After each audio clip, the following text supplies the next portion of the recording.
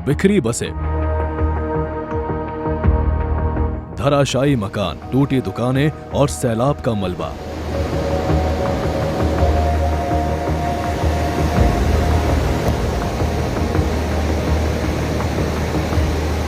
तस्वीरें हैं हिमाचल प्रदेश में मंडी के धर्मपुर की, जहां सोमवार की रात बारिश ने ऐसा तांडव मचाया कि मंगलवार की सुबह जो तस्वीर सामने आई उसे देखकर सब हैरान रह गए।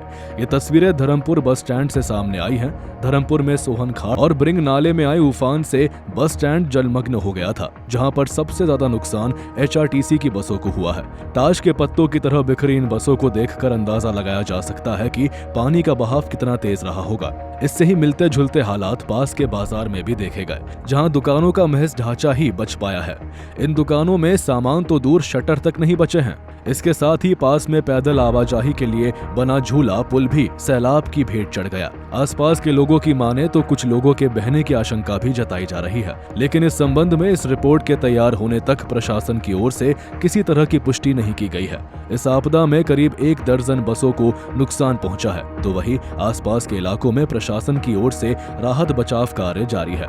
इधर मंडी जिले के सुंदर नगर उपमंडल के अंबेडकर नगर क्षेत्र में भी हालात गंभीर बने हुए हैं।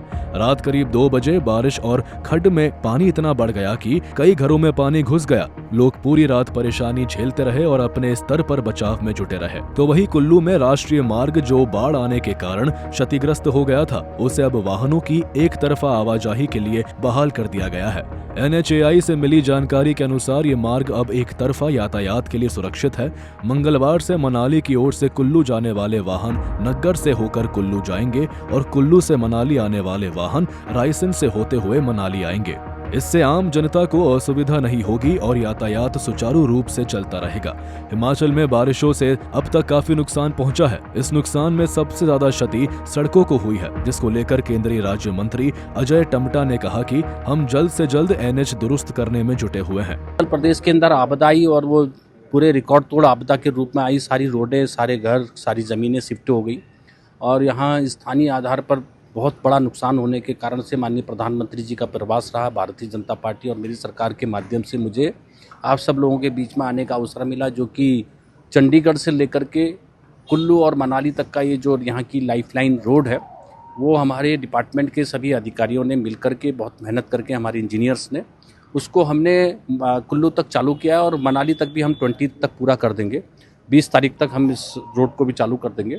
बाकी के जो हमारे NH के जो रोड हैं, क्योंकि यहाँ 2400 किलोमीटर का रोड हमारे पास NH का है, जिसमें से 1200 किलोमीटर लगभग हमारा NH PWD स्टेट देखता है, जिसको फंड्स हम करते हैं, और NHAI का भी रोड हमारा और BRO का रोड भी है। तो ये करीब 600-500 किलोमीटर है।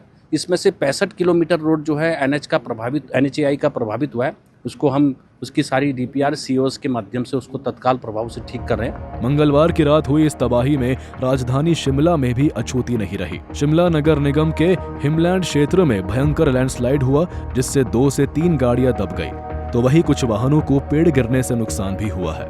निश्चित रूप पे जो ये हो रहा है और बादल फट रहे हैं, इस साल जो है लगभग 60 जगह पे बादल फटने की घटनाएं आ रही है और सबसे बड़ी ग्लोबल वार्मिंग हो रही है। जो टेम्परेचर है वो 1.5 डिग्री बढ़ गया है, तो इसका इम्पैक्ट जो है वो हो रहा है और सबसे ज़्यादा इम्पैक्ट तो पहाड़ों पे हो रहा है।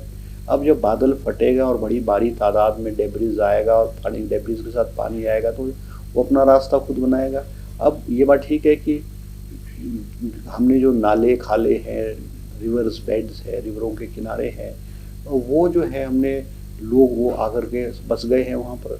अब हमारी जो रोड्स है, जो कुल्लू मनाली वाली रोड है, वो ब्यास के किनारे है और वो 2023 की आपदा में भी वॉश आउट हो चुकी है और वही रोड जो है अब दोबारा से 2025 की आपदा में भी वॉश आउट हो चुकी है। तो निश्चित रूप पे एक लॉन्ग टर्म प्लानिंग तो हमको करनी पड़ेगी हिमाचल प्रदेश में। इससे मिलते जुलते हालात औद्योगिक क्षेत्र नालागढ़ में भी देखा गया।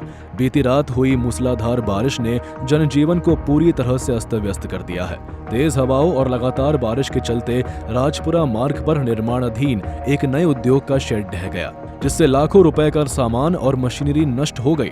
हिमाचल में हालात सामान्य होने ही लगे थे कि बीती रात हुई इन घटनाओं से लोगों में एक बार फिर डर देखा जा रहा है। तो वहीं प्रशासन ने लोगों से एहतियात बरतने की अपील की है।